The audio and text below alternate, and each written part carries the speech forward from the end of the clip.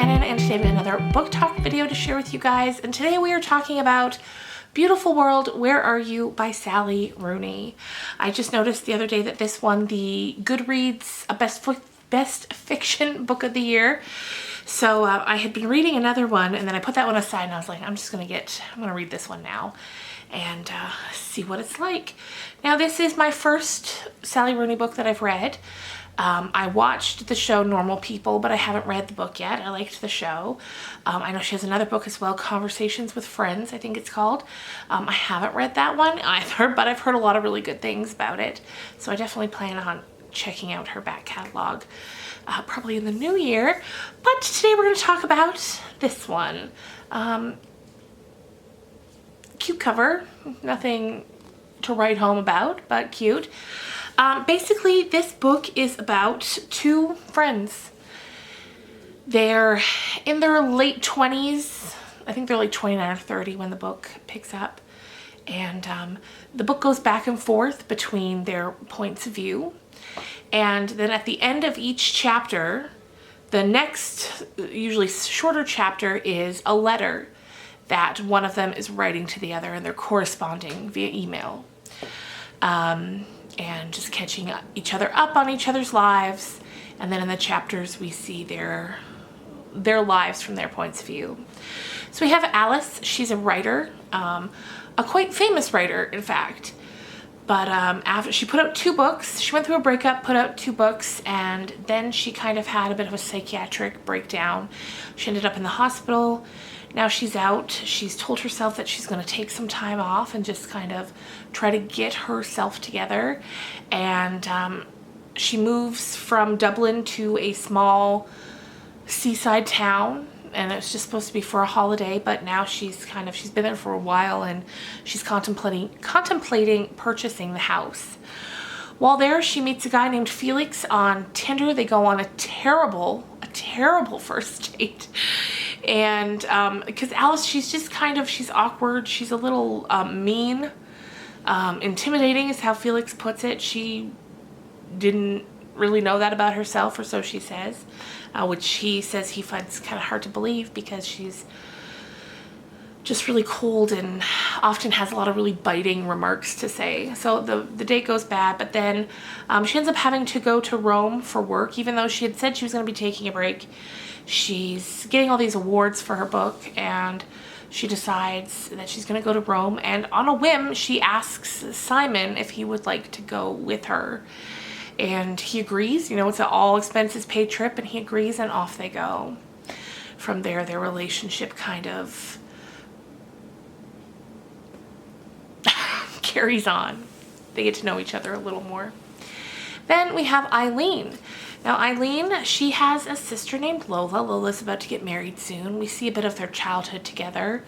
And we meet the boy, like literally the boy next door who they grew up with.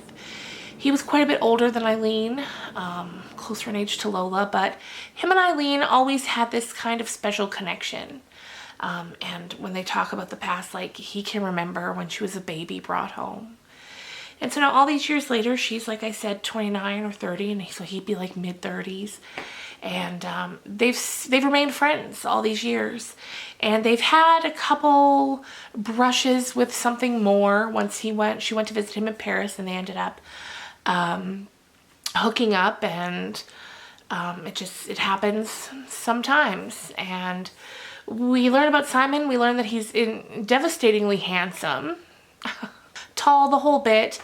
He's got a job. I don't know if it's ever said exactly what his job is, but it's some sort of corporate job. He makes good money, and he's religious, which is something that Eileen kind of struggles with him a bit about, because she doesn't quite understand it. And there's a couple of times when she goes to Mass with him, and it was interesting seeing her reaction to his reaction to being in Mass.